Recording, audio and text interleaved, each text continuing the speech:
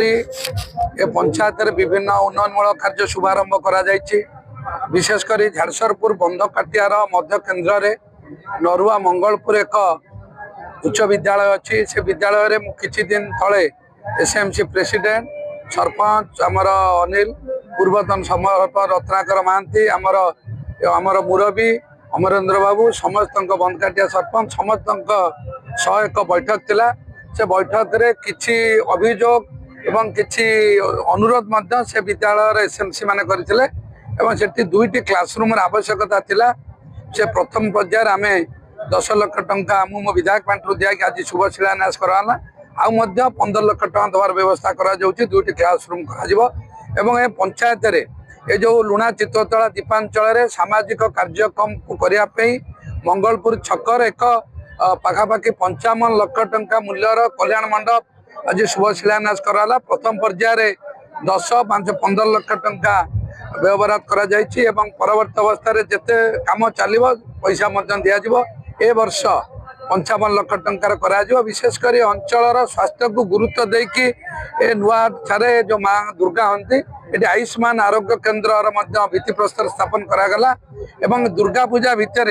कल्याण मंडप भी सरिबो स्कूल भी सरिबो एवं आयुष्मान आरोग्य केन्द्र सरिबो आमे एटी दुर्गा पूजा भी आसीबा आपण मान भी आसीबे तीनटांक प्रकल्प एटी दुर्गा पूजा भितर उद्घाटन हबो विशेषकर ए अंचल विभिन्न सामग्रिक विकास करने बहुत कार्यक्रम कराई विशेषकर मुझे आज सूचय दवा जाऊँगा मनानगड़ा ठारू ए नुआहाट मंगलपुर दे पंडासाही पात्रसाही भितर पशि जाकि नगजपुर पहुंचा पर्यंत पाखापाखि 7 किलोमीटर एक रोड ए वर्ष सरकार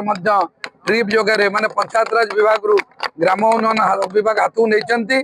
एवं आसंता डिसेम्बर मास सुधा ए पंचायतर प्रत्येक घर को प्रत्येक व्यक्ति की दिन को 70 लिटर विशुद्ध पानीय जल जोगान करार व्यवस्था करा जायछि शिक्षा स्वास्थ्य गमनागमन सह एवं ए वर्ष कृषि विकास करने आपण मैंने देखिए बहुत दिन आशा ए अंचल पिला माने जोटा नरुआ मंगलपुर स्कूल को जीवा गले बलभद्रपुर पिला माने बुली बुली मंगलपुर देके कांडीसाही दे जाउतले सेमानक पे सीधा केनाल रे जो केनाल बालीगड़ा बाहर की नरेंद्रपुर देकी हरराजपुर देकी तलू नरुआ देकी तलू जाइछि से केनाल लेफ्ट एम्बैकमेंट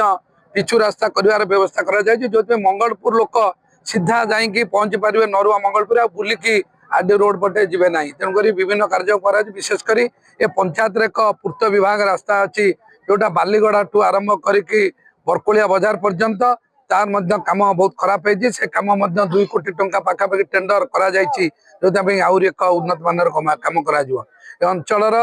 कृषि शिक्षा स्वास्थ्य गमनागमन विकास करा जिवो केनाल पानी पहुंचा लाइनिंग रे टेंडर है बहुत किछि करा जिवा जायछि प्रथम पर्यायर कार्यक्रम करागला एवं 2-4 दिन भीतर आउरी 2-3 प्रकल्पर शुभ शिलान्यास करा जिवो आशा करूछु जनसाधारण विकास पाई उभय भारत सरकार एवं ओडिशा सरकार जो योजना रखिछन्ते हमर आशा एवं इच्छा 100% अर्थ गाँव तल स्तर लोक कार्य लागू।